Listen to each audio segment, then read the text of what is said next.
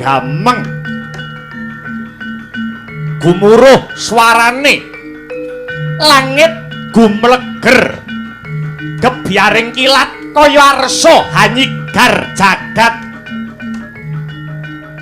swasana tumlawung agawe bingung angin wengi tumanduk ing sarira rasane tumarecep kaya gaman sewu ingkang nancep batine Sang Bimasena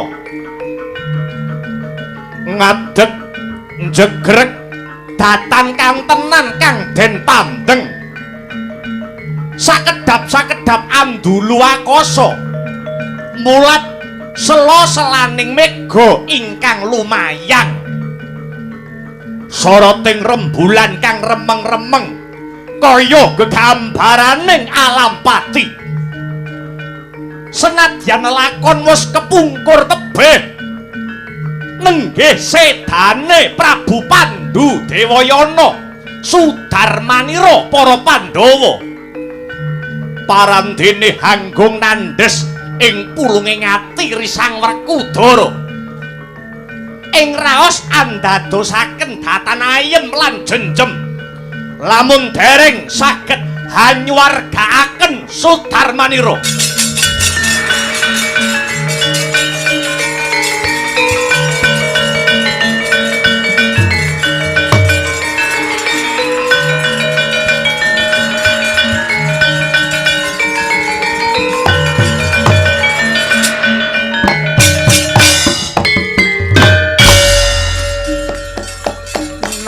yen silih popo biong kaki nini sedulur nyang sana kalamun muruk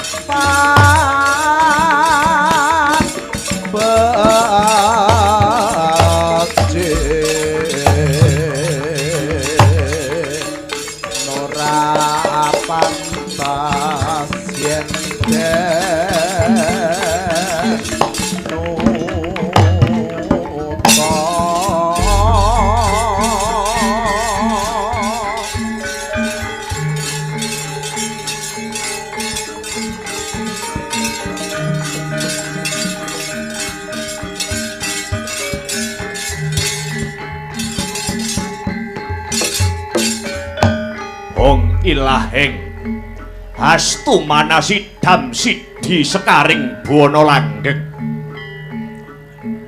titah ulun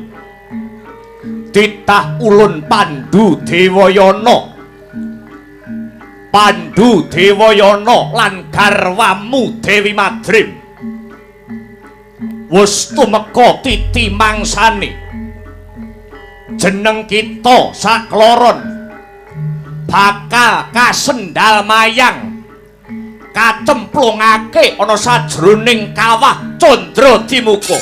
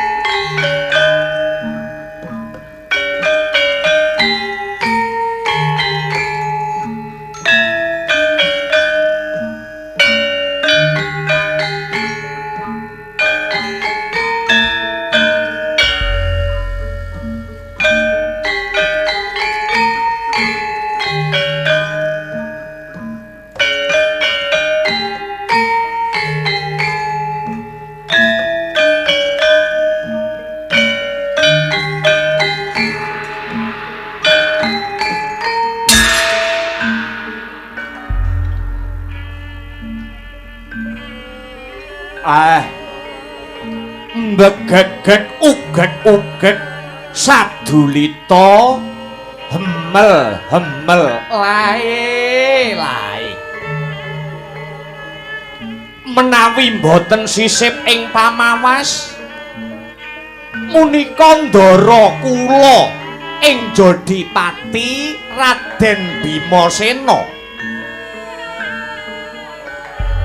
Gus, sak sampunipun paduka Ndara Werkudara sembada ngantukaken ilmu ingkang sinebat kawruh sangkan paraning dumadi utawi ilmu kasampurnaning urip saking Sang Dewa Ruci kanthi lantaran sampeyan meguru dhateng Pendhita Durna saking pertapan Sokalima.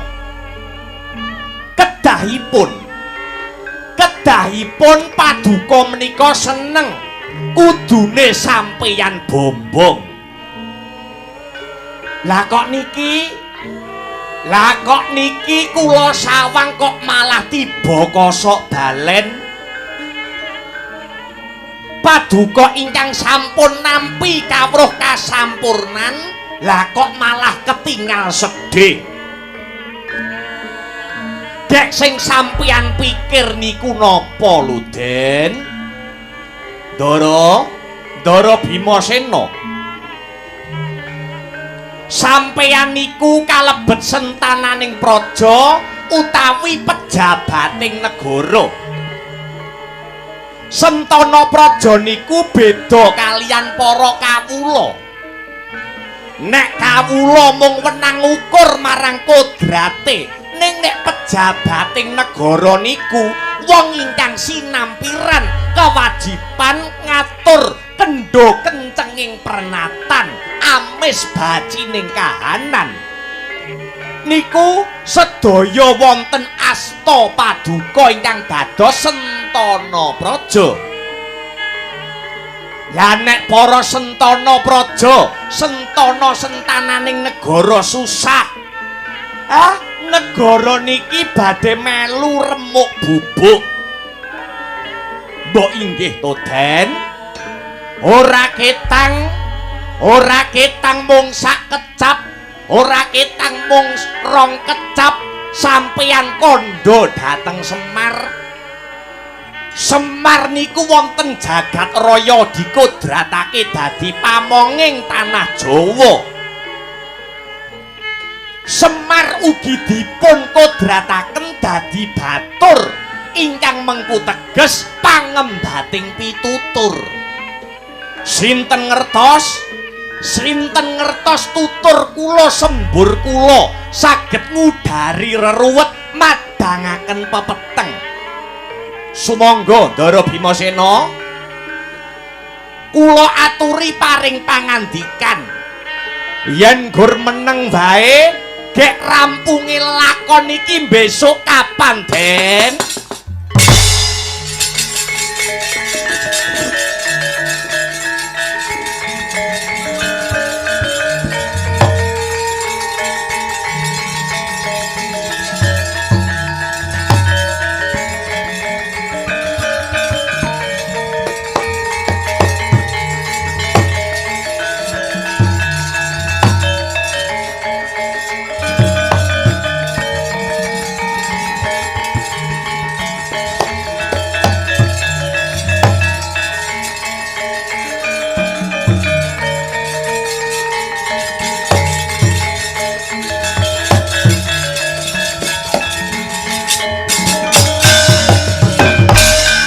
Sino karatha mredar tamtu ning utama titi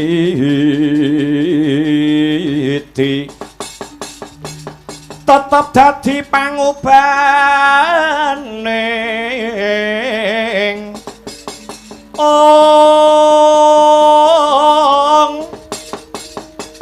wadya tentreming ati tamtu kena dinuladha dia silir wulan dadari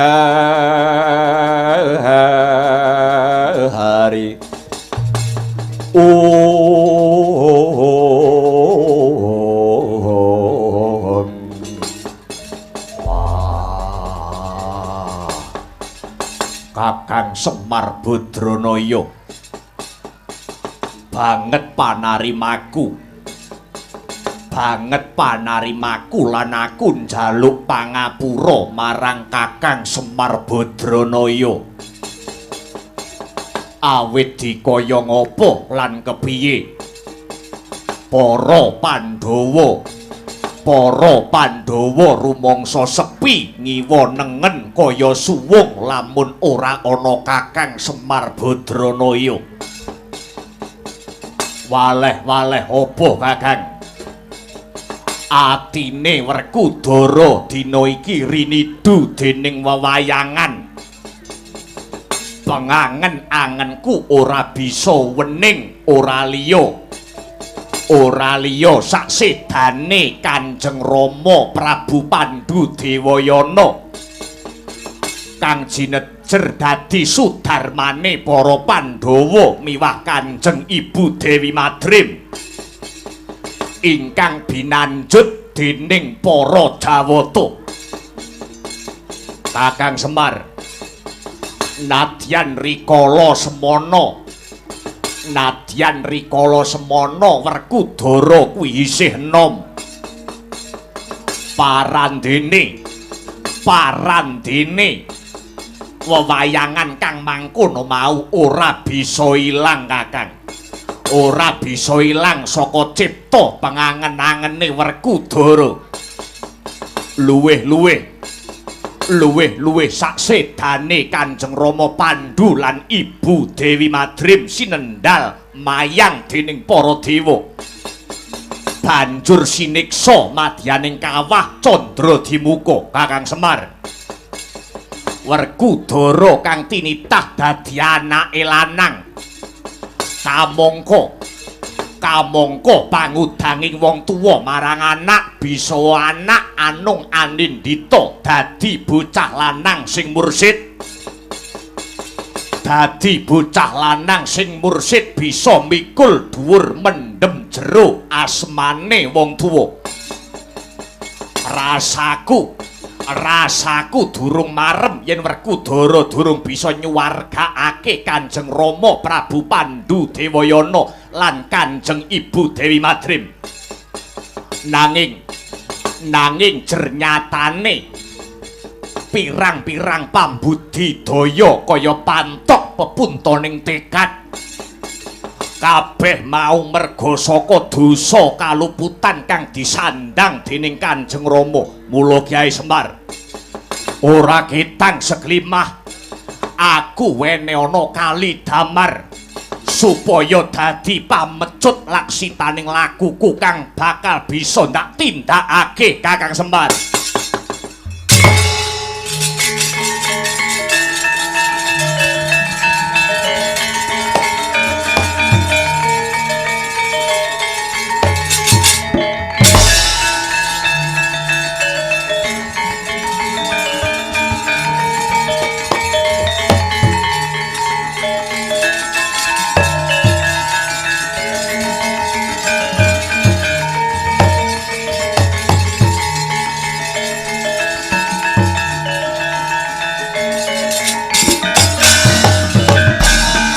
Mareka den prayitna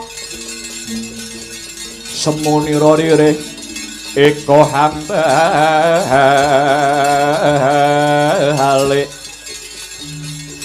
ditiyani gandayani Trisanya Purnama sehasi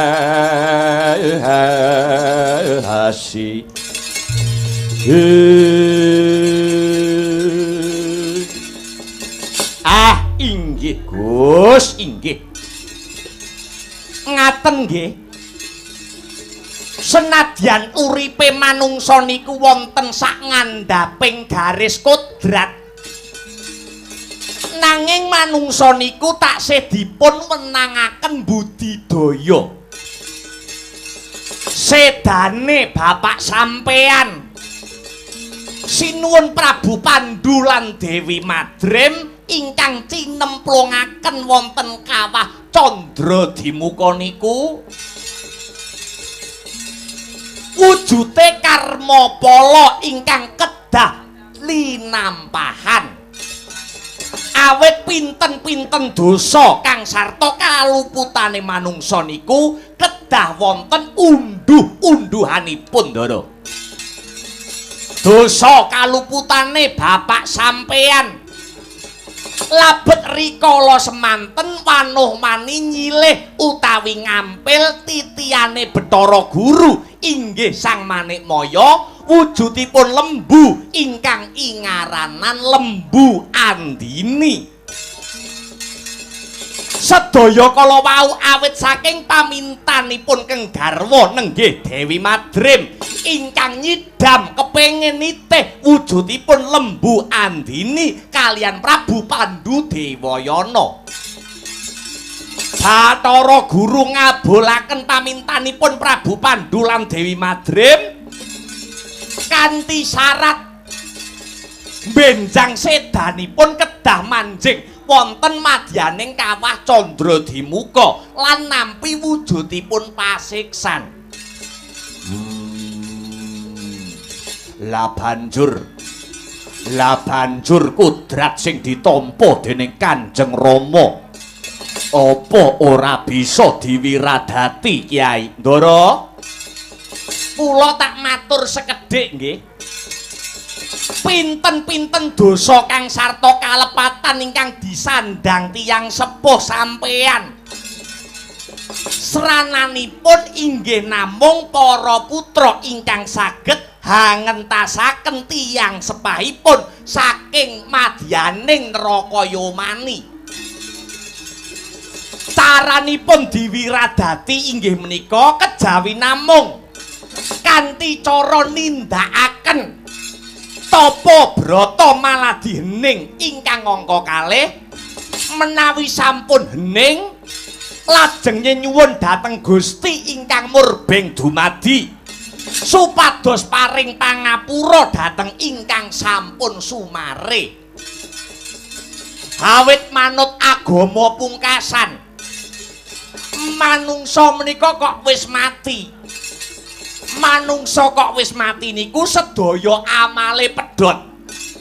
Bondo pirang-pirang ora digawa, omah magrong-magrong ora digawa, tetumpakan sing apik ya ora digawa. Sedulur lan kanca menika sing ditresnani ugi mboten saged ngancani. Lah sing mboten saged pedhot niku namung tigang perkawis setunggal. Amalin jariyatin wujute amal jariyah. Amal didamel bangun masjid, bangun pondok pesantren niku ambak wonge wis mati ning amale bakal mili terus nganti tekan kiamat. Lah angka kalih Ndara. Angka kalih nggih menika ilmu sing manfaat, ilmu sing murakabi. Ana wong kok nularke ilmune marang wong liya, kok sing marai niku wis mati sing diwarai wau tak sing ngecakke ilmune. Niku tegese ganjarane terus mili kagem tiyang-tiyang ingkang seneng gethok tularke kawruh sing murakabi kala wau. Lah sing pungkasan Raden. Sing pungkasan amal sing ora iso pedhot niku wujute dongane anak lanang ingkang saleh. Jenengan sakadang para Pandhawa wiwit cilik pun dimong kalian tiyang sepuh sampeyan dicedhake kalih Gusti. Diwarai babakan panembah. Sakniki kenging kagem bales lelabuhanipun tiyang sepuh sampeyan. Sampeyan dongake Prabu Pandhu lan Dewi Madrim mugi pinaringan pangapunten saking dosa lan kaluputanipun. Mugi-mugi Ndara, mugi-mugi Gusti bakal paring dalan anggenipun badhe ngangkat derajatipun Sudarma sampeyan ing tembe saged manjing wonten kasuwargan jati.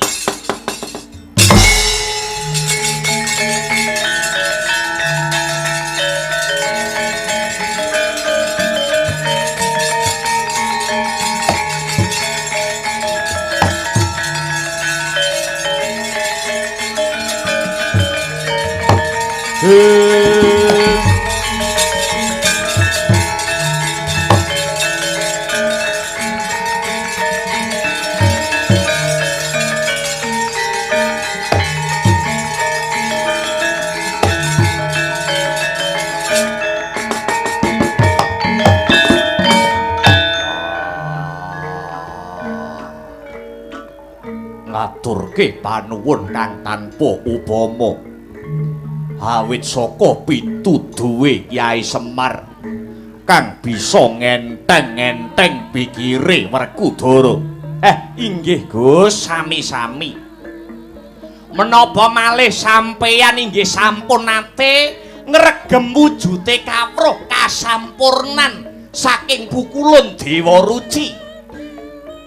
Kula kinten langkung gampil anggen paduka badhe ngupaya hanyuwargaaken ingkang sudarma. Percaya mawon nggih Gus, sampeyan ngangge tekad satriya tanah Jawa menawi paduka sakadang para Pandhawa estu-estu rinten dalu tansah meminta dhateng Siing Gusti supados Kang Rama Prabu Pandhu lan Dewi Madrim dipun apura dosa lan lepatipun. Mangke Gusti mboten kirang anggenipun paring jalaran Den.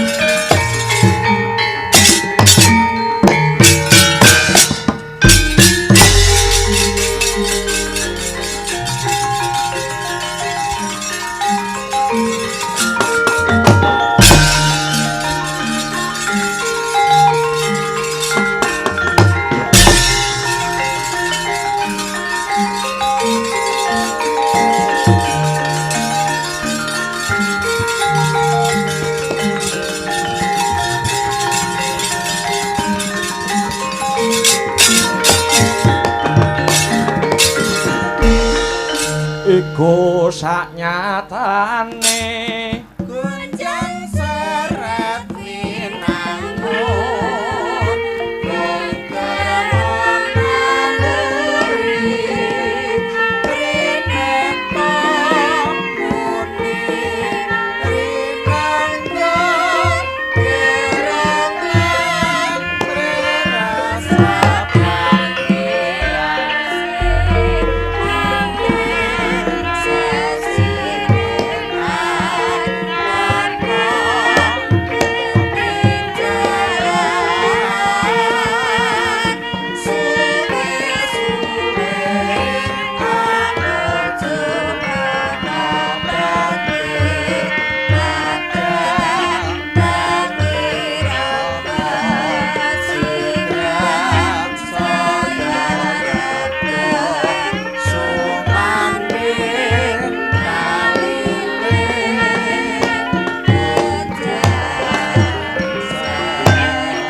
ilahing sekaring bawana langgeng. Kakang Guna Resi Narada welut wisa banteng maring kawula wonten punapi Adi Guru. Marmanipun Kakang Narada kula piji mangayun awit wonten ingkang badhe kula suwunaken pirsa. Babakan kahanan ingkang tumanduk wonten kahyangan Jonggiri Sailaka ing dinten sakmangke Kakang. Nuwun inggih Adi Guru. Kang Raka namung sumedya ngangklungaken jangga nilingaken karna nengga rumentahing sabdanipun panguwasa tunggal kayangan Suralaya Kakang. Dinten sakmangke Suralaya nedheng ketaman gara-gara kagiri-giri. Mubal endute si Blegedaba ngakak galak kumitir pedhite Sang Hyang Nagaraja. Kahanan ingkang kados mekaten kala wau andadosaken goreh rongeh bingung bilunglungan para Hapsara miwah Hapsari. Sareng kula tlisik Kakang, undraning perkara kala wau kadaya saking titah Pujangkara Ratu Ngamarta si Puntadewa nuwun inggih pun Yudhistira Kakang. Mangke riyen kok saged Puntadewa ingkang dados tok sumbering gara-gara menika ngagem dasar menapa, ngagem wewaton menapa Adi Guru Kakang? Puntadewa nggadahi dosa kalepatan cacah wonten kalih. Dosane Puntadewa cacah loro. Nuwun inggih. Punapa kemawon Adi Guru? Setunggal. Puntadewa sampun wani ngagem jeneng Puntadewa. Punta menika tegese linuwih, dewa wis ngarani. Maknane Puntadewa wani nepak bun-bunane para Jawata.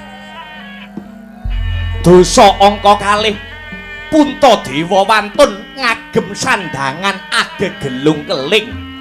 Kamangka ingkang wenang ngagem gelung keling menika namung para brahmana ingkang sampun buntas ing kawruh pana ing ilmu agal miwah lembat. Tuladanipun Resi Kanwa, Resi Rama Parasu, Begawan Bisma lan sak panunggilipun. Inggih kanthi dasar kalih sabab kala wau Kakang, kayangan ing ripalenggahan sakmangke kahananipun saged geger pateteran Kakang.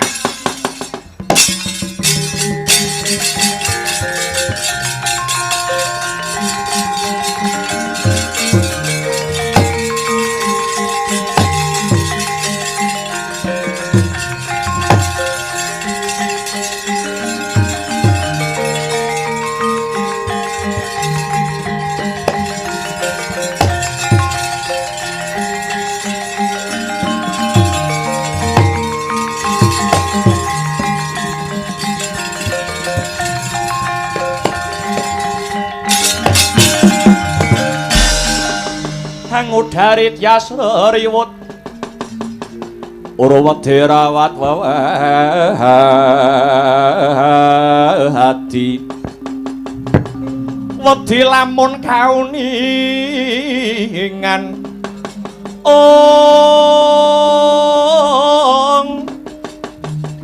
mring sang hambek ngumelati tanwandi pinarti bloko kacurnan kang hambek cuti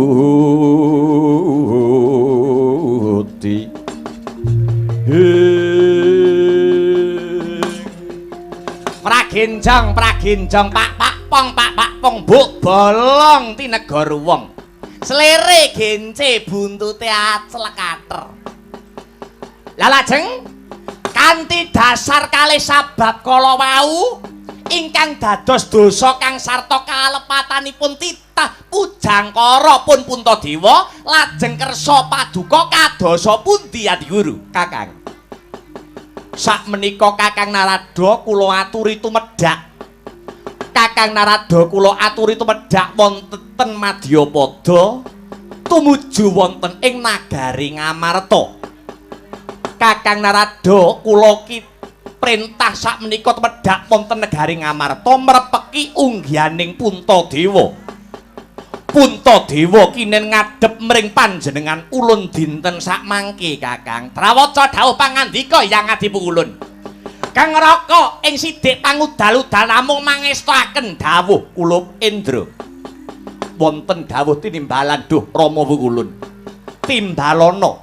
Timbalana panguwasa dandang mangure Bathari Durga kinen munggah ana kahyangan Suralaya ing Ripalungguhan dina iki ngestakaken dawuh duh Rama Wukulun. Muga-muga manggih arum-arum kang dadi laku kita Indra Surapati.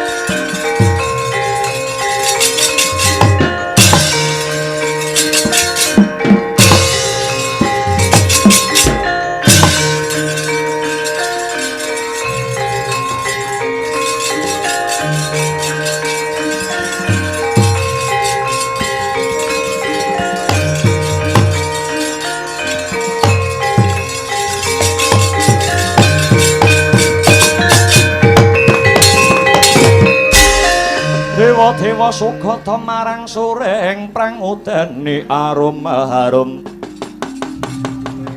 ngendanu ing ngawiyat Narada ngebalani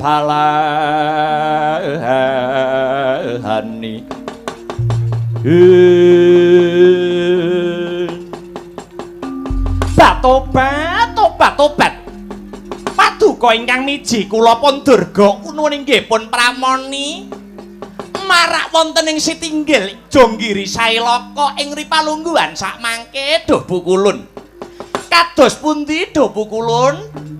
Nyambung pirembagan Triyari Kawuri utawi 3 dina kepungkur. Sesambetan kalian dosa kang sarta kalepatanipun pun Puntadewa. Ingkang mahanani kayangan Suralaya menika geger Bukulun. Uwis Durga, uwis. Ripalungguhan iki panjenengan ulun wis perintah marang Kakang Narada supaya nimbali si Puntadewa supaya marang kayangan Suralaya kene. Sakwuse kaya mangkono Durga, sakwuse kaya mangkono iki mengko Puntadewa bakal sun pidana. Puntadewa bakal sun pidana kasendal mayang manjing jroning kawah Candradimuka. Kedah mekaten Pukulun, kedah mekaten. Menawi Puntadewa maksih meger-meger urip, tartamtu kayangan Suralaya niki mengke mboten badhe manggih ayem kang sarta tentrem Pukulun. Kula janji, Durga janji Pukulun. Menawi mangke Puntadewa sampun kasembadan mati, paduka Pukulun nyuwun menapa kemawon ya badhe kula turuti, Durga badhe turuti. Ibarat karo kayang bakal tak turuti Pukulun. Oh iya. Iya Durga iya. Nggih. Pun to, badhe nyuwun napa kemawon, badhe kula sembadani, badhe kang garwa turuti. Iya Durga iya. Saiki ana kewajiban utawa sesanggeman kang kudu jeneng sira lakoni Durga. Menapa ingkang kedah kula sangkul, menapa ingkang kedah kula tindakaken Nduk Pukulun. Dina iki muduna ana Madyapada. Mbok menawa iki mengko ana sing ora narimakake kalamun Puntadewa kacemplungake mring Candradimuka, jeneng kita sakwadya balamu saka dandang mangure kang kudu cancut tumandang Durga Pramoni. Ampun kuwatir kula, ampun kuwatir. Malah sak mangke kalilan kula badhe nyuwun pamit. Menawi Puntadewa menika sampun minggah dhateng kayangan, yen ana ora trimane Pandhawa liyane, Bathari Durga ingkang saguh ngrentengi ndase Pandhawa. Duga Ginawa, ati-ati aja nganti keri Pramoni.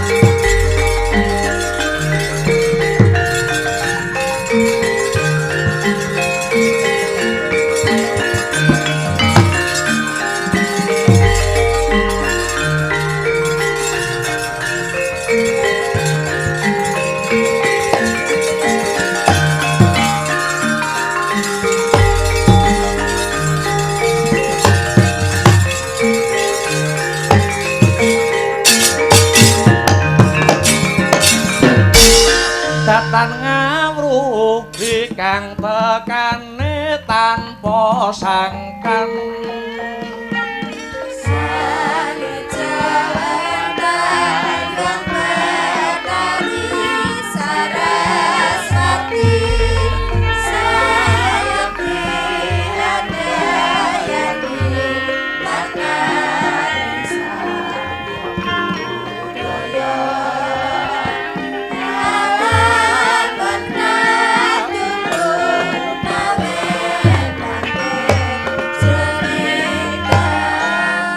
sesanti asung panggonta brataning kautaman nenggih menika ingkang dados pambukaning kandha datan kadiga melaring nagari Ngamarta inggih nagari Indraprasta ya ing Danamarta ya ing Cintakapura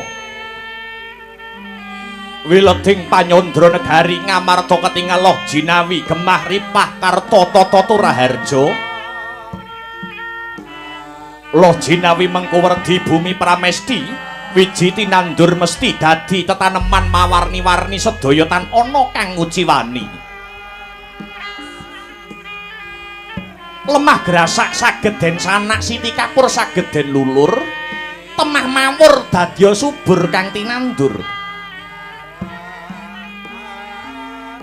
Gemah boga wastra sarwa murah, temah kathah kawula bungah bebasan sugih sawah serep omah, bondo turah gesang pradah mila tan wonten janma ingkang mitenah.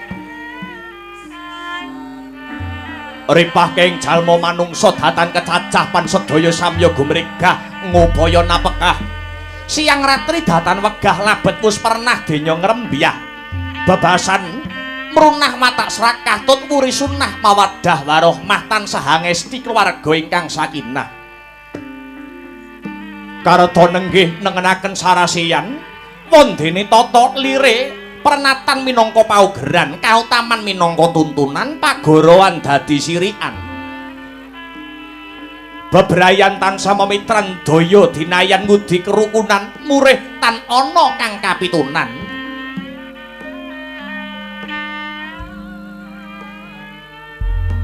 Ical rasa kuwatir labet sang nata bangkit angulir.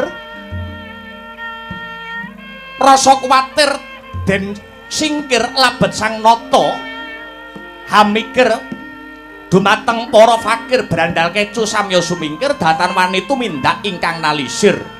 Nujuri sajuga para Pandhawa jangkep gangsal mapan ana ing sanggar palanggatan nagari Ngamarta. Nedeng sami jogar anggenya tarak brata mangkono wijiling pangandikan sang Buminata mecah marang sepining swasana.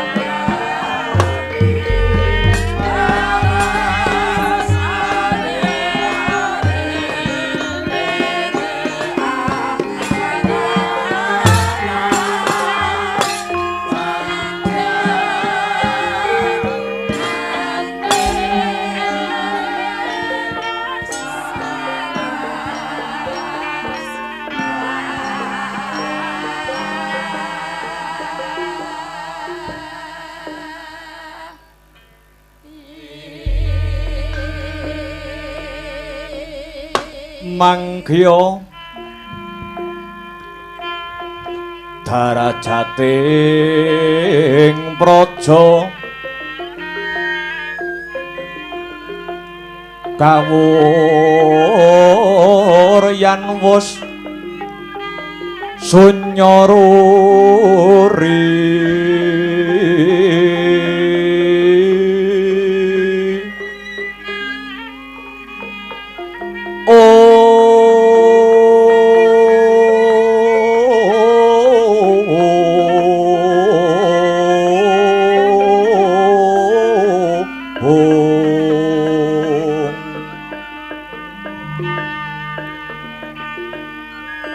ururah pangrehing ukara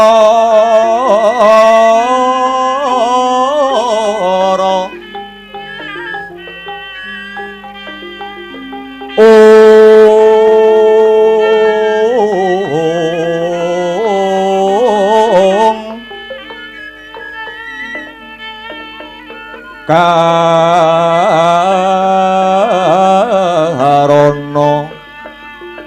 tanpa palupi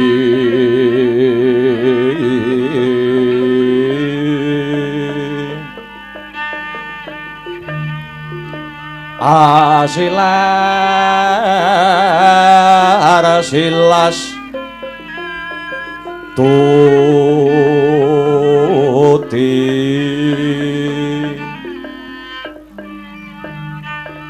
no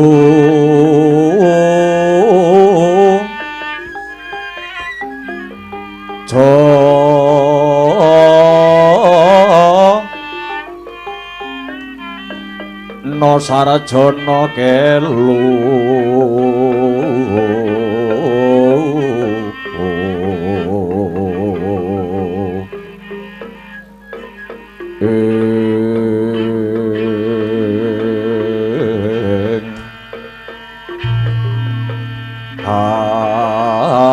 alung-lun kala tida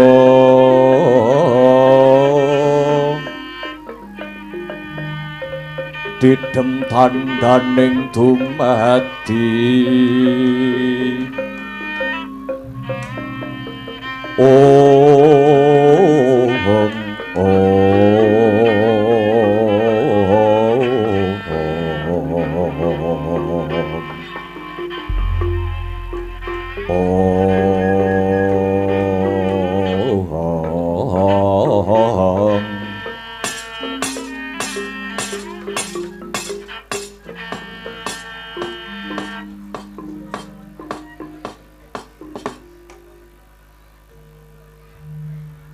Yuwang suksma mangadili nuwih payungana marang panjenenganing sun kang sarta kadang para Pandhawa sumrambahe para warga gung ing praja Ngamarta Werkudara Bimasena mbarep kakangku ana apa sawetara wis Sabta ari tegese wis 7 dina iki nganti tekan ing ripalungguhan iki aku lan kabeh para kadang Pandhawa kok kanthi mapan ana ing sanggar pamujan praja negara Ngamarta sak perlu nindakake olah puja olah brata ewadene nganti tekan dina sakmengko pun kakang durung mangerteni apa to kang dadi karepe Siadi Werkudara Yayi gandeng sakmengko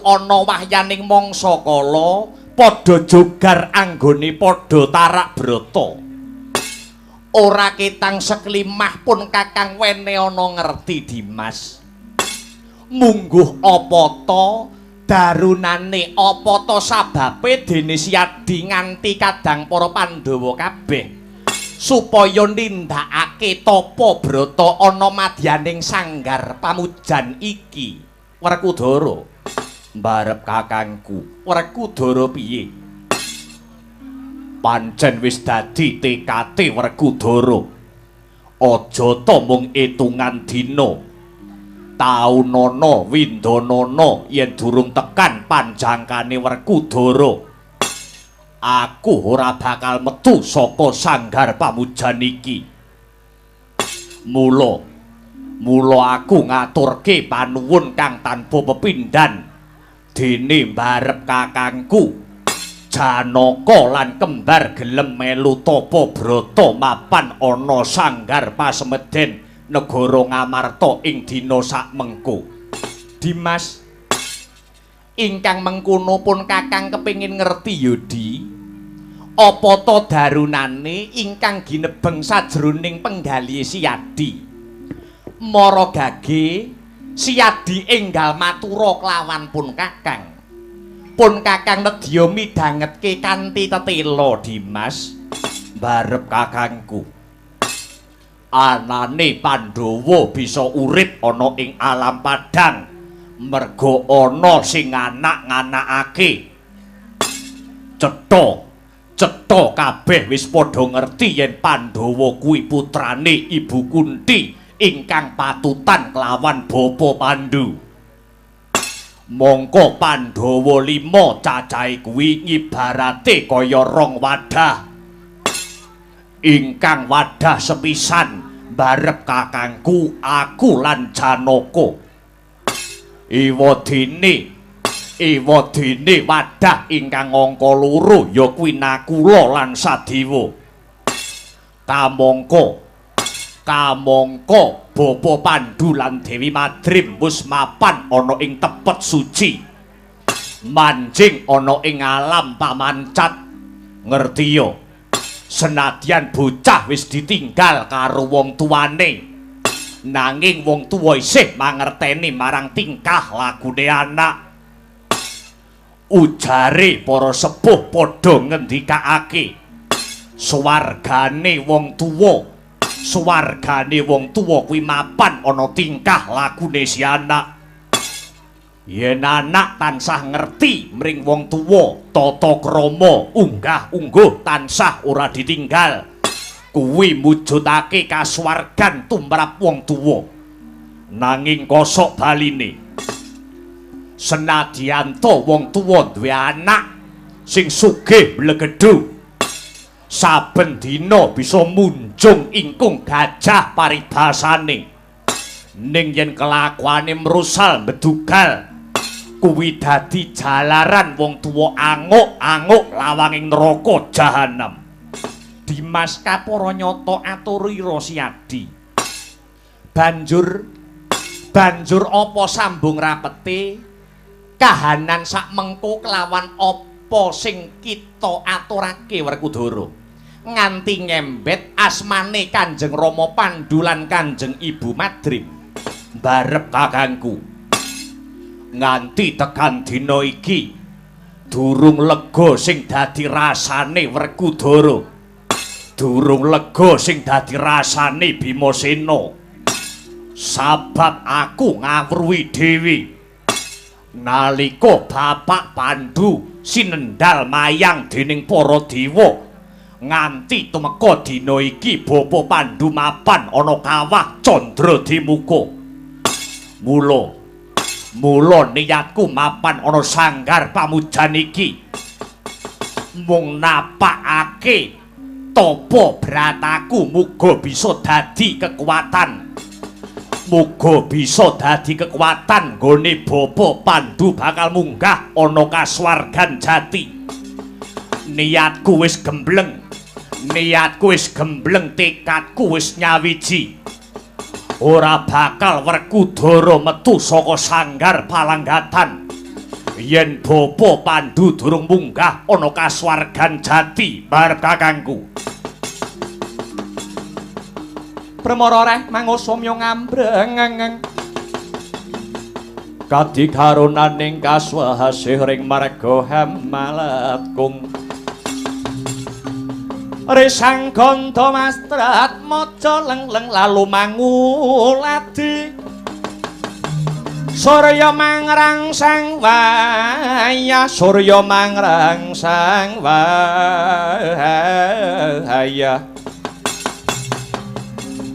Umyus amara waya hanto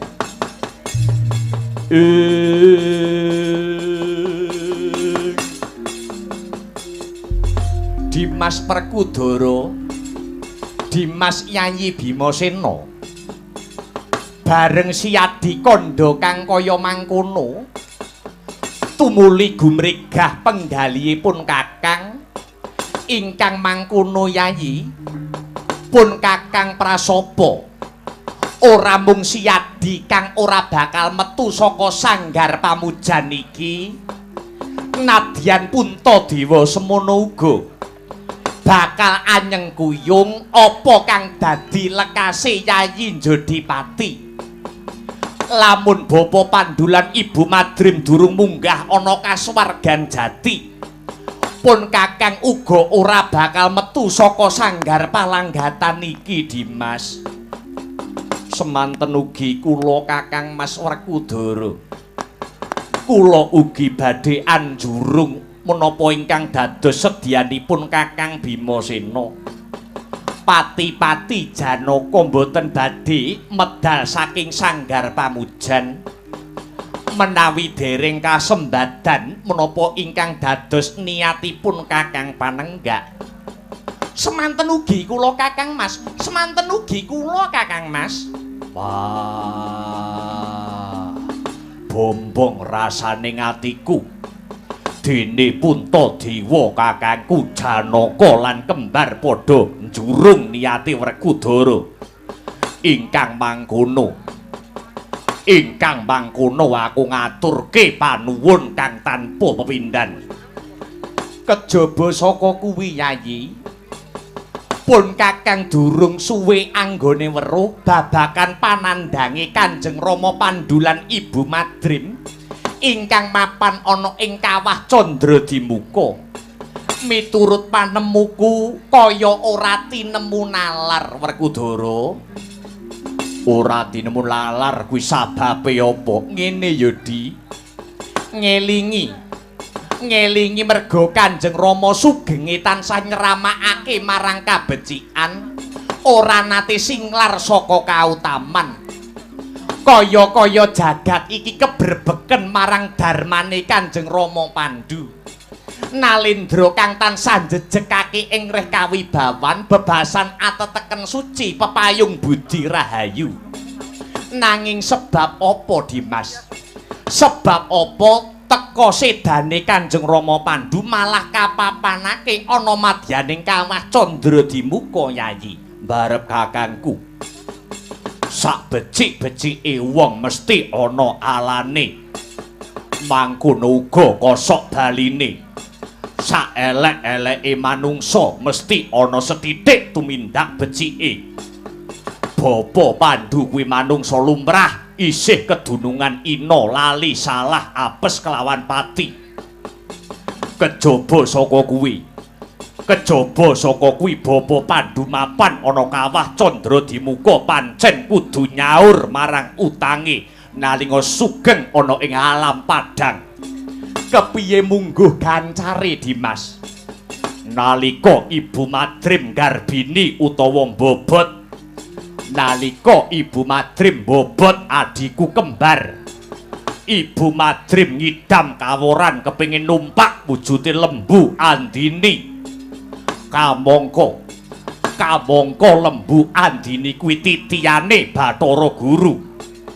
Saka tresnane Bapa Pandhu kelawan Ibu Madrim nganti direwangi munggah ana kayangan ngampil wujude lembu Andini. Bathara Guru menehi syarat bakal disembadani pamintane ngampil wujude lembu Andini. Nanging besok yen wis murut marang kasedan jati, sukmane Bapa Pandhu lan Ibu Madrim kacemplungake mapan ana kawah Candradimuka. Saka gedhe tresnane Bapa Pandhu marang Ibu Madrim, Bapa Pandhu nyarujuki syarat kang didhawuhake kelawan Bathara Guru. Musik kok Siyadi trawaca nggone nyritakake kahanane Bapa Pandhu krana Werkudara ngawruhi dhewe. Babarna dina iki Werkudara.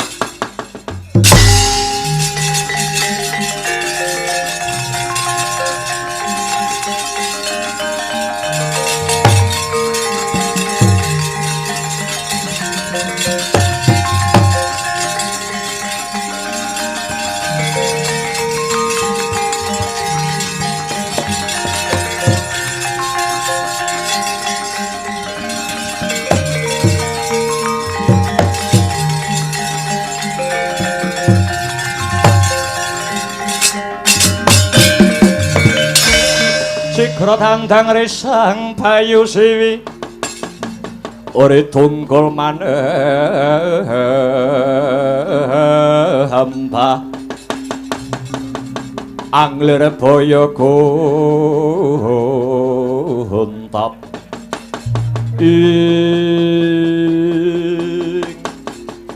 coba babarna Werkudara.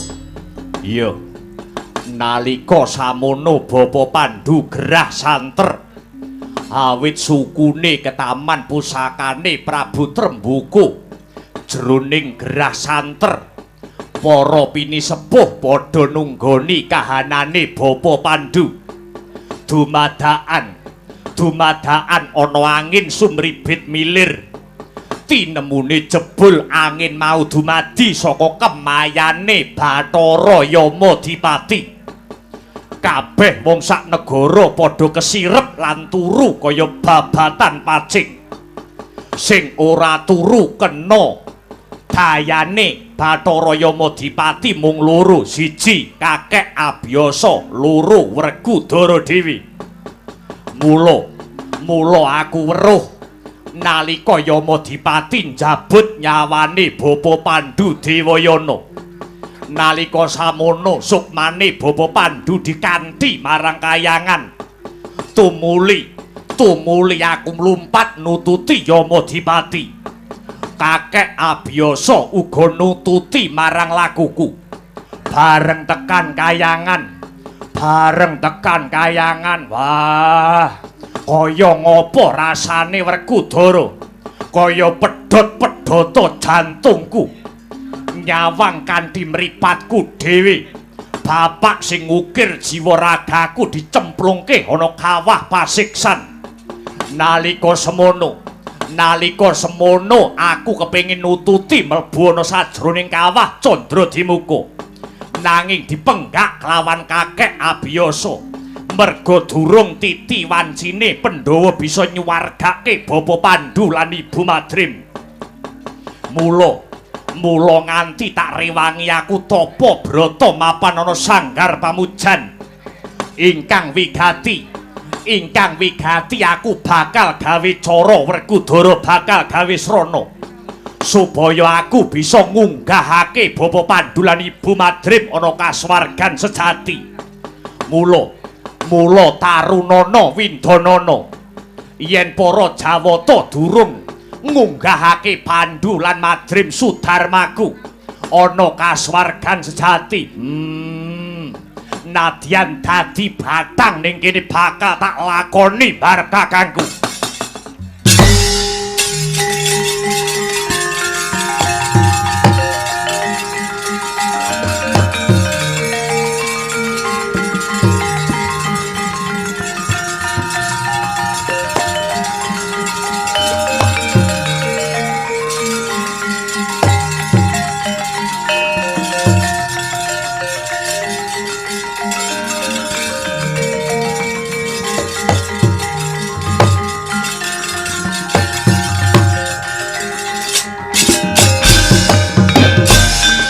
Leng-lenging driya mangu mangun gong kanduhan rimang lirlena tanpa kahanin lirlena tanpa kanin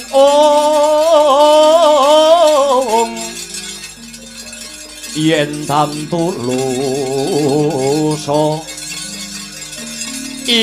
tam tulusa mengko sang dia utama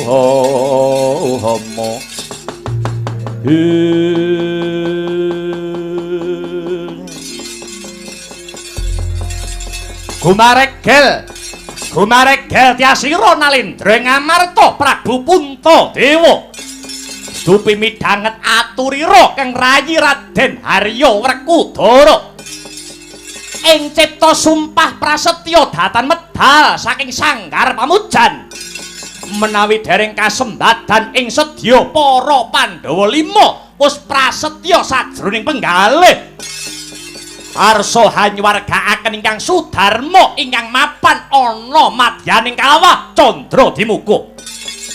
Dadak ing mangke ana mendung tumiyung kaya agawe payung. Ana mendung mentiyung kaya agawe payung. Satemah peteng dedet lelimengan Praja Ngamarta kaya ketaman Begawa. Dumadakan ana tatit ingkang hanyigar punang mendung. Satemah biar sorote Sang Hyang Pratanggapati mlebet ana sajroning sanggar palanggatan. Nyarengi tumurunira pukulan Bathara Naradaya sang Kaneka putra ingkang hange jawantah mrebeki ungyane para Pandhawa dadosaken kagiat ingkang samya wulan.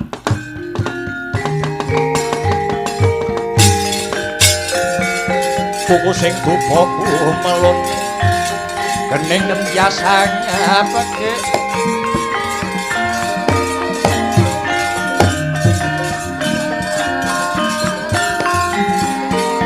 Kawengku sagung dadakan nanging sanget angikipi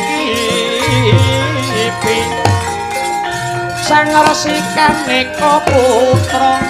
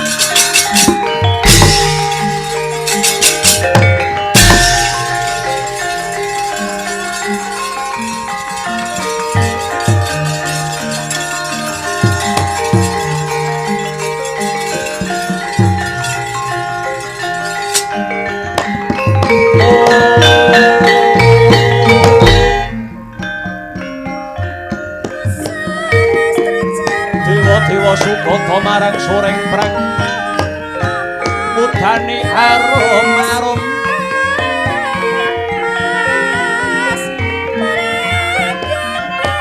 Mentano ing awiyat naradya ngepalani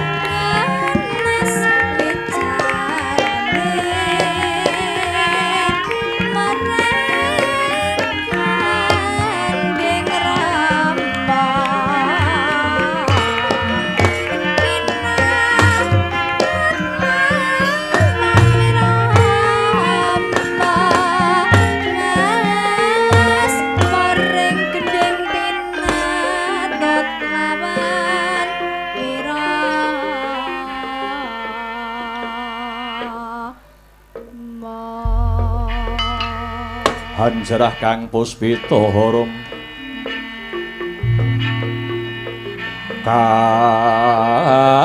kasiliring samirana mbrek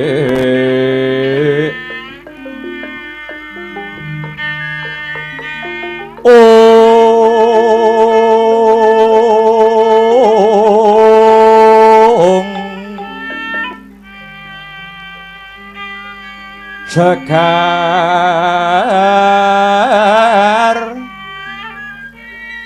kadung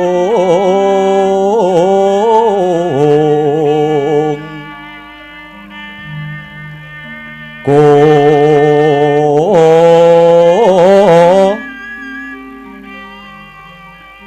ngas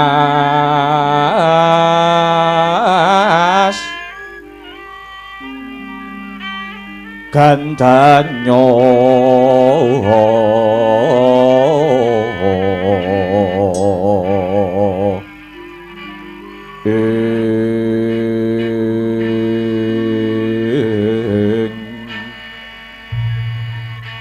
maweh raras renaning driya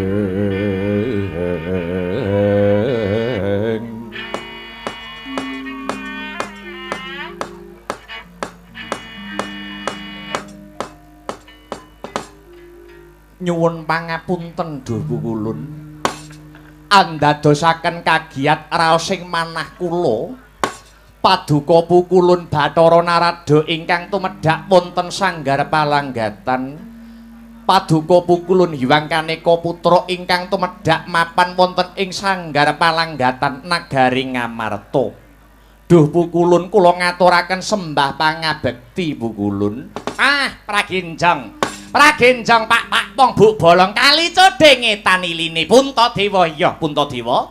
Ulun tampa ora lewat pangestu ulun mara gage ditampa ya kula Puntadewa.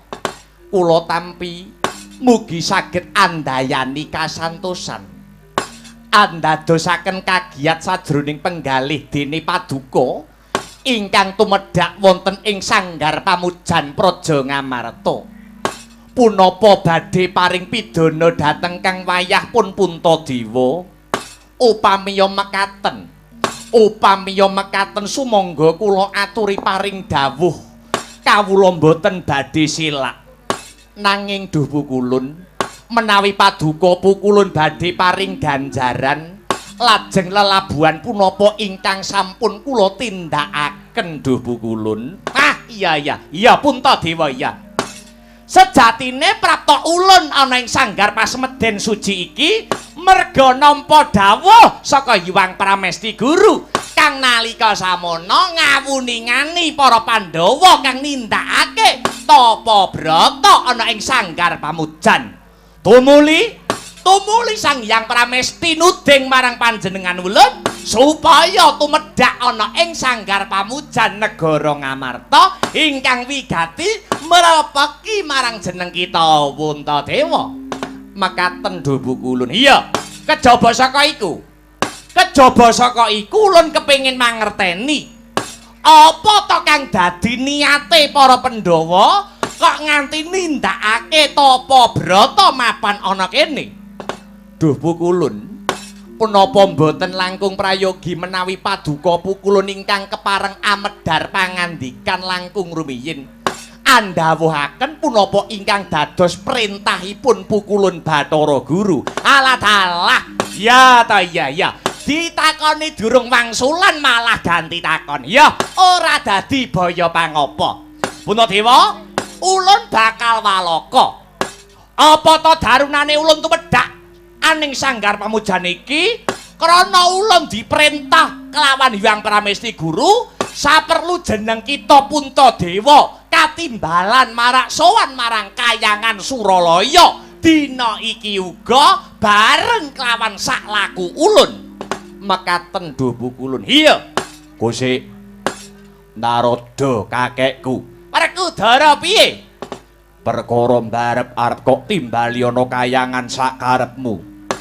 Yen pancene mbarep gelem ning aku njaluk katerangan sing gumathok.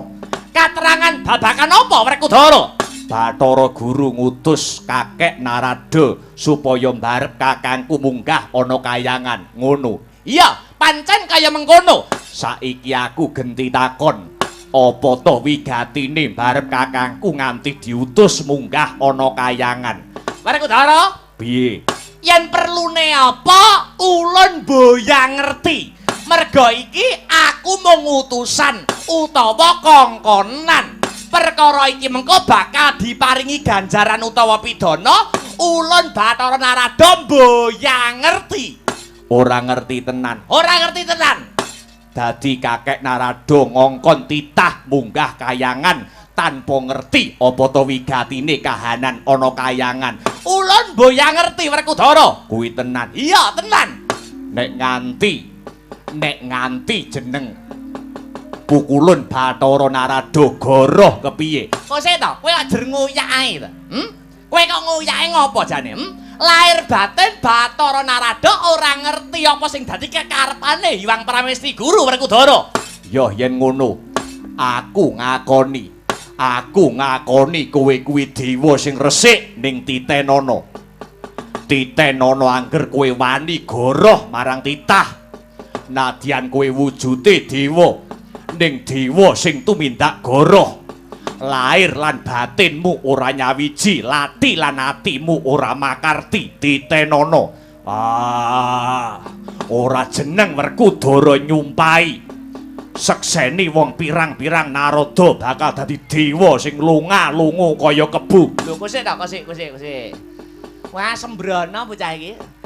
Kowe nek ngucap kok sembrono to Werkudara? Kenang apa kowe dadak wedi nek kowe jujur kowe ora bakal wedi karo Werkudara. Sejatine ulun ngerti. Kowe ngerti. Ning pun ulun wedi upama arep blakak dianakake ana ing Sanggar Pasmeden negara Ngamarta iki. Ulun wedi kena walat Hyang Pramesti Guru. Jujur kok wedi piye? Ora enek critane wong kandha jujur kok malati, ora enek critane. Kowe nek jujur paling-paling kuwalat karo Bathara Guru. Ning yen kowe ora jujur kowe bakal kuwalat karo ucapmu dhewe. Ya, tak omong. Aja dioyak-oyak Werkudara. Ndang kandha. Ngene. Anane Puntadewa diutus munggah kayangan ya sebabe Puntadewa bakal nampa pidana. Puntadewa kakangku bakal nampa pidana. Wah. Apa dosane? Apa lupute kang disandang dening barep kakangku? Lah, nek perkara dosane apa, perkara lupute apa, aku ora ngerti tenan Werkudara. Ora ngerti apa, Goro? Ora ngerti tenan Werkudara, ora ngerti. Ora ngerti tenan apa, Goro? Ora ngerti. Goro apa ora ngerti? Ora ngerti. Goro apa ora ngerti? Ora ngerti. Ora ngerti apa, Goro? Goro. Lah, keserimpet ucapmu dhewe kowe. Ayo kondo, keluputane kakangku barep ana ngendi, dosane apa? Kondo. Yah, tak kondo. Kesalahane Puntadewa ana rong werna. Ana loro. Iya, siji wani nganggo jeneng Puntadewa, angka loro wani nganggo gelung keling. Saiki aku genti takon, apa to sababe kok kakangku Puntadewa nganggo jeneng Puntadewa kok disalahke iki kanthi dasar apa? Punta kuwi tegese linuwe, dewa kuwi wis ngarani. Maknane Puntadewa wis wani ngluwi panguasane para dewa. Mula disalahke kelawan Hyang Pramesti Guru Werkudara. Saiki aku genti takon, Puntadewa kakangku gawe gelung keling kok disalahke penyebabe apa? Mergane gelung keling kuwi sing entuk nganggo mung para brahmana sing wis buntas kawruhe utawa brahmana sing wis tatarane babak karo para dewa. Kuwi kabeh diwenangake nganggo gelung keling. Ning Puntadewa iki dudu brahmana, mung wujute ratu. Lah kok wani nganggo gelung keling? Yo, saiki aku tak takon. Takon apa? Kenang apa para dewa nggone nyalahke Puntadewa kakangku lagi saiki? Ora awit biyen nalika Puntadewa isih cilik. Mongko aku isih kelingan. Sing gelung keling Puntadewa kuwi dudu sapa-sapa nanging Ibu Kunti. Tegese Puntadewa kuwi dudu sapa-sapa. Nanging Ibu Kunti tegese Puntadewa kakangku anggone nganggo gelung keling wis wiwit bocah. Kenang apa saiki kok lagi disalahke? Dewa biyen-biyen do ewuh apa? Tur manehe Puntadewa nganggo jeneng Puntadewa kuwi ya sing maringi Bapa Pandhu lan Ibu Kunti. Kenang apa leh ngluputke lagi saiki ora biyen-biyen dewane do ewuh apa? Ayo, Bu. Lah yo aku takon. Ulun ora ngerti. Ora ngerti piye? Ning sing baku ulun kuwi mung nampa dawuh, ulun mung nampa perintah. Perintah saka Hyang Pramesti Guru supaya Puntadewa ditimbali sowan ana kayangan. Yen pancen Puntadewa kakangku dina iki ditimbali sowan ana kayangan, aku sing ora ngentukake. Lho, kok ora ngentukke kanthi dasar apa? Mergane Bathara Guru ora tedhak dhewe ana negara Ngamarta. Dadak kongkonan kudune nek Bathara Guru arep nyalahke Puntadewa, kudune teka dhewe mrene, ora usah ngangge kongkonan dewa liyane. Ning kongkonan aku, lah ya kudune teka dhewe. Nang apa dadak kongkonan Narada? Kudune teka dhewe mrene supaya adil gandeng Bathara Guru yen nimbali sarana wakil, mula Puntadewa ora usah budal ning kayangan. Lho, kok ora budal ing kayangan? Sing budal wakile. Sing makili sapa? Aku sing makili Puntadewa kakangku. Bela dalah.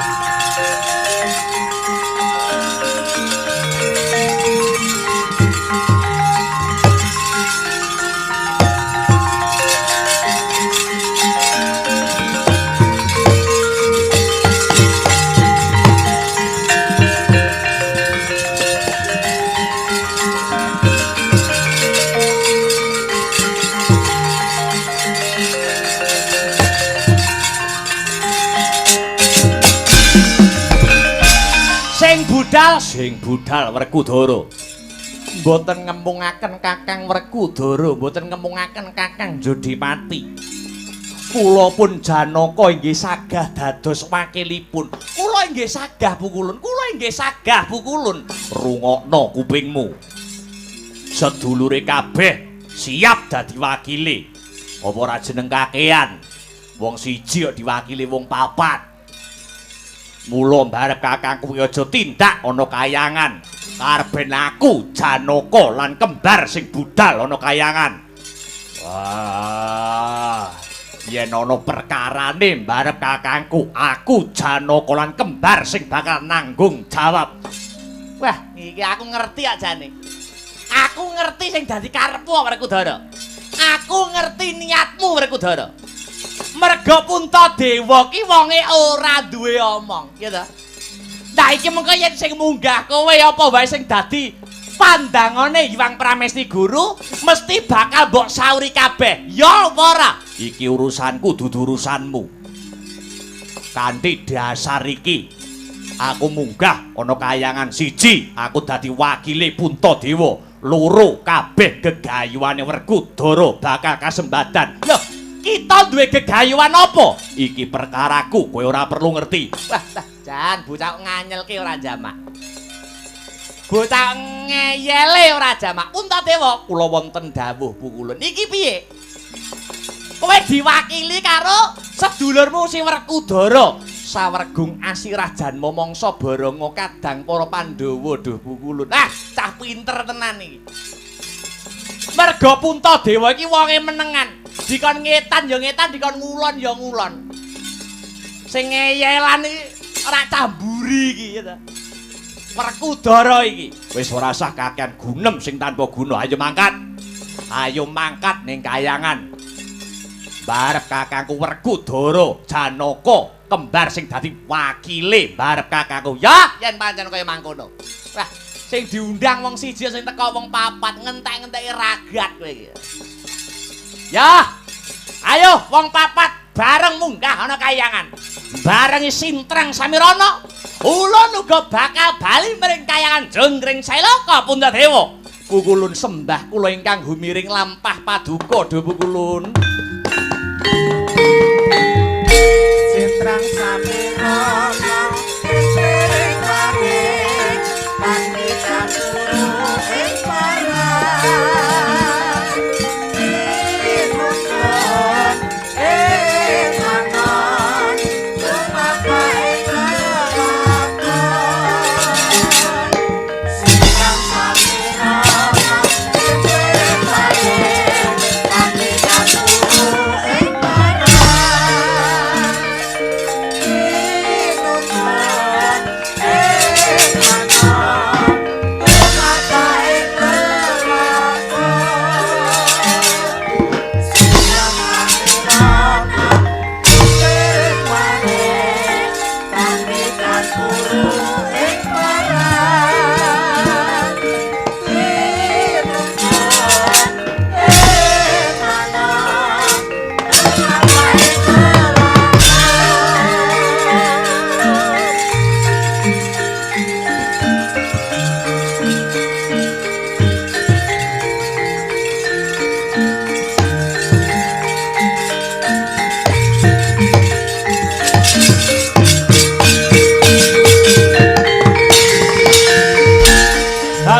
Dara-dara miturut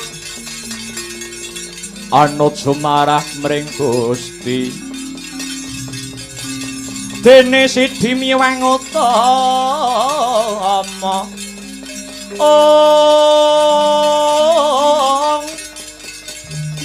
panindak ing praja adil bejo dadi bahandara Rina repan mring pro habi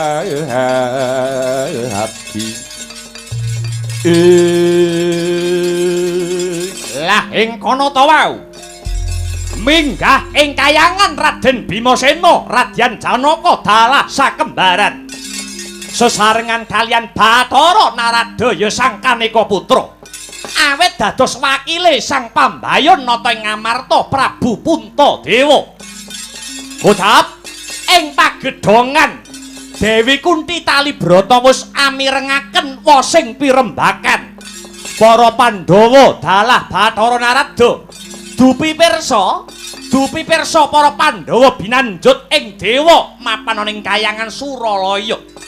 Ya krekat Dewi Kunti mrebek ingkang putra Prabu Puntadewa kalian tawang-tawang tangis. Om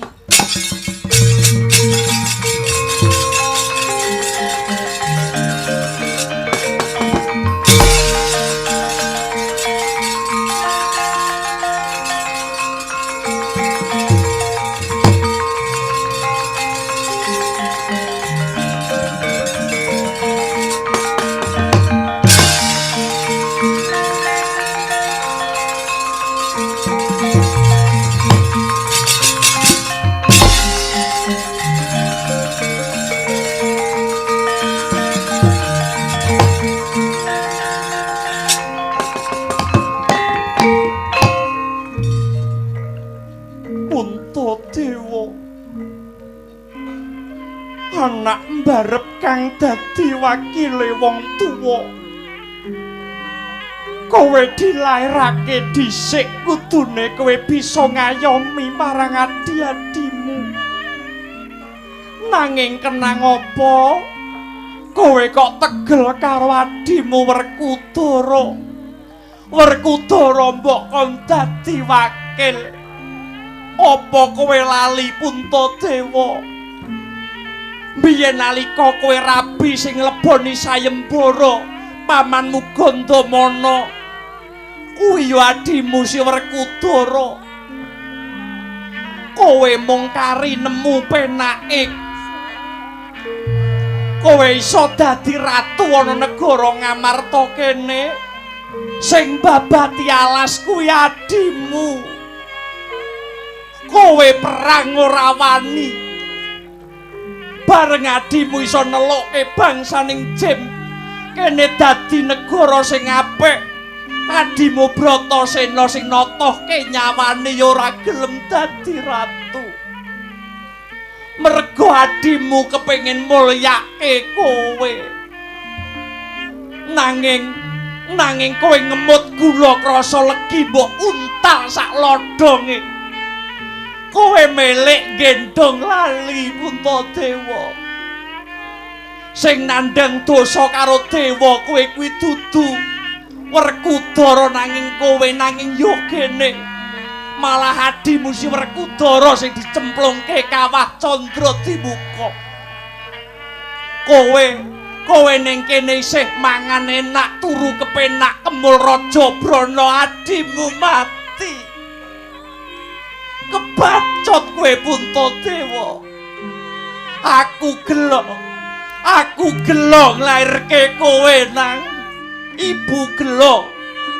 Aku gelo nglairke kowe Dwija Kangka. Adimu mati kowe mukti kecek Raja Brana kowe tegel karo adimu. Aku dina iki yo tegel karo kowe.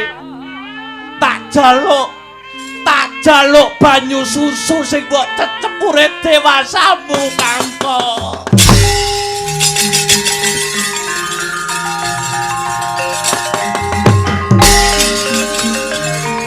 Kebangetan kowe Puntadewa.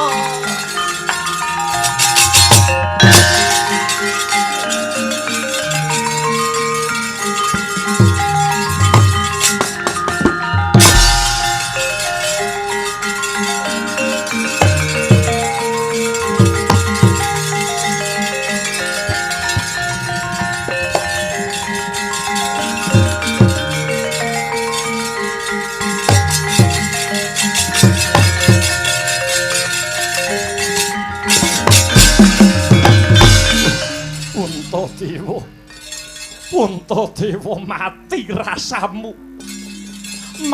rasamu ilang pikiranmu. Puntadewa kowe dadi manungsa sing ora ngerti marang lelabuhan. Kowe mukti wibawa kecah Raja Brana kuwi sing duweni labuh gedhe adimu Werkudara. Nanging Nanging gene kowe tegel karo pati-patine adimu. Sing duwe labuh gedhe nyang kowe, oh Puntadewa. Kowe anak mbarep sing ora iso dadi pengayomaning adi-adimu, mirang-mirangke wong tuamu. Puntadewa kowe kuwi wong apa? Puntadewa kowe kuwi wong apa? Puntadewa kowe kuwi wong apa? Puntadewa kowe kuwi wong apa? Puntadewa kowe kuwi wong apa?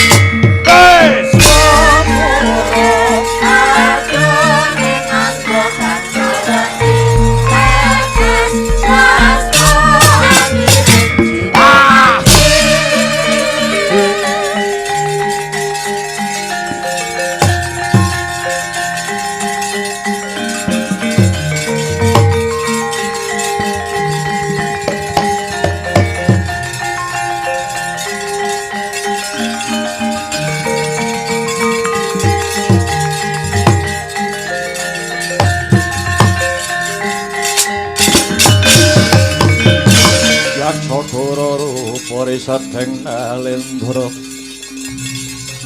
yaksa alalaku kang malawalya ingkang adalah bojleng iblis laknat padha jek-jekan awakku malih mbledhos sak gunung anakan Dewa aku bakal munggah kayangan dewa ora adil yen dewa ora bisa njejekake adil dewa Amral sing bakal ngosak asik kayangan Suralaya dina iki uga dewa ora bisa ngluwari panandange sedulur-dulurku kelakon tak nggo gulung para dewa iki aku Puntadewa dudu Puntadewa sejati ning aku Dewa Amral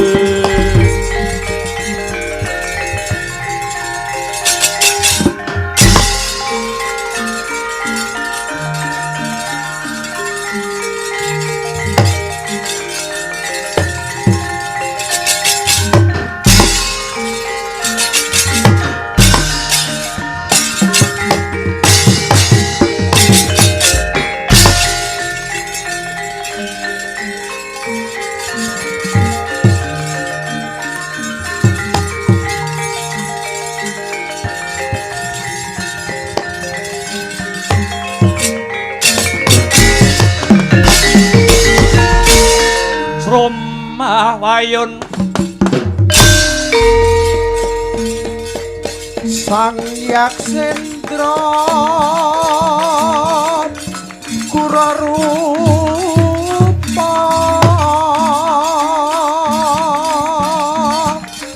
Mangsa Skadi angin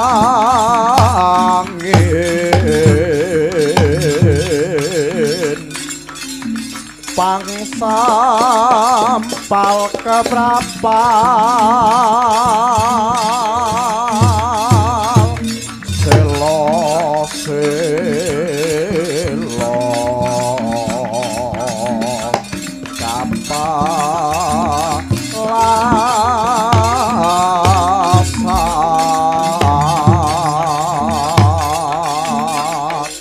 sato lumah mangungsi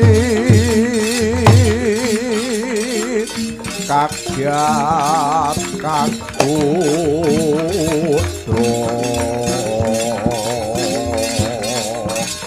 kang joko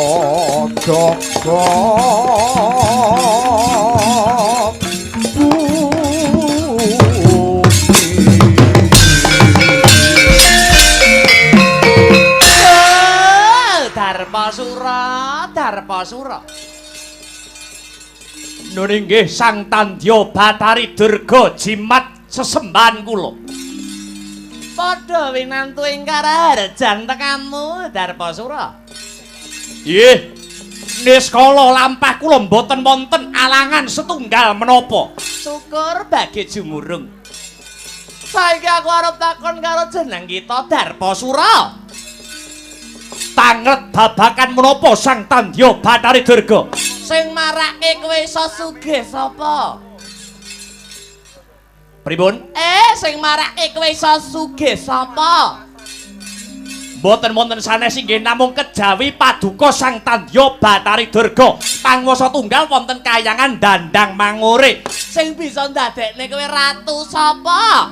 Inggih namung paduka Sang Tandya Bathari Durga. Kowe bisa kondang kaunang-unang. Kowe bisa kajuara saindenging jagat raya. Kowe merga apa?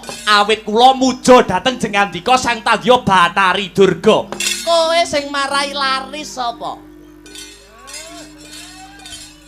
Pripun? Sing marai laris sapa? Inggih namung paduka Sang Tandya Bathari Durga. Ngakoni we. Inggih.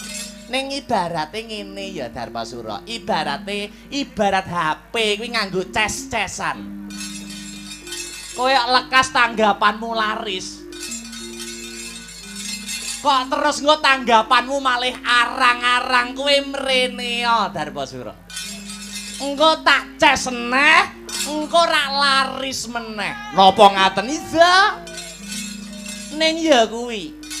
Jerbasuki mawa bea Darpasura. Pripun? Apa sing bakal mbok jaluk kelakon? Apa sing bakal dadi gegayuhanmu bakal kasembadan? Ning ya kuwi, watone kowe seminggu pisan kowe kudu ngeloni aku ngono. Ngaten. Iya no. Kuwi sing marai aku awet enom ya ngono kuwi mergo aku nyecepi getih bocah enom-enom ngono kuwi. Ngaten. Iya. Kok nganti lali seminggu pisan orang ngeloni aku yo dadi dalang ceng-cengpu kowe. Nggih. Iya.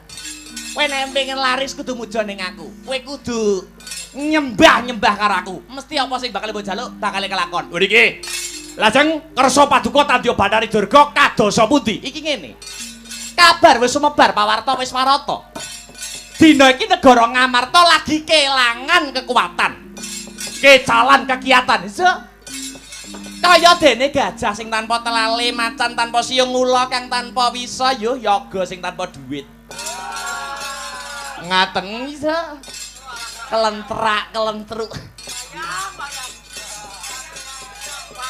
Pandhawa dina iki nampa paukuman bakal disiksa ana madyaning Kawah Candra di muka.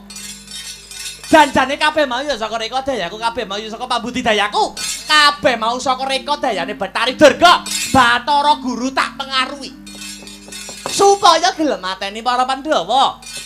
Satemang ngutus Bathara Narada supaya ngongkon Pandhawa dina iku uga munggah ana kayangan Suralaya karepe dicemplungke ana Kawah Candra di muka. Jane Pandhawa kuwi ora duwe kesalahan, jane Pandhawa kuwi ora duwe dosa, jane Pandhawa kuwi ora duwe luput.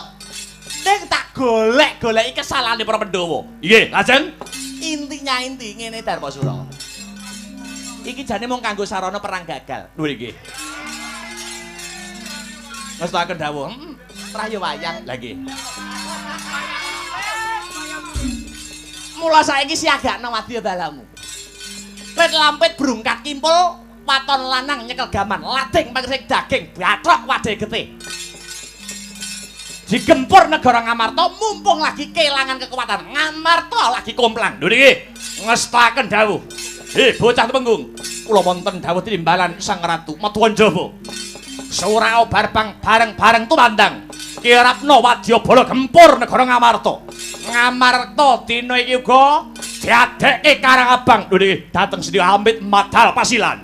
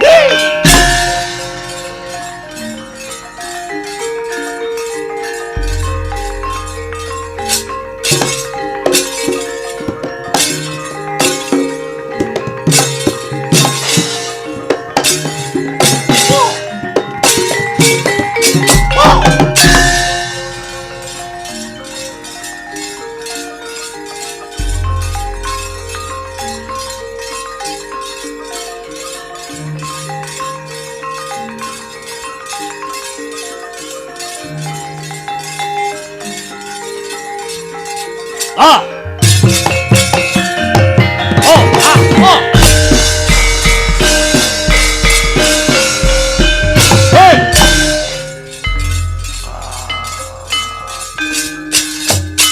Ah. Ah, hey. Wait, hey. Hey. Hey. Ah, hey. Hey, ah, hey. Hey. Hey, ah, oh. Hey, ah, oh. Hey, ah, hey. Ah, hey. Oh. Ah. Ah. Hey. Ah, hey.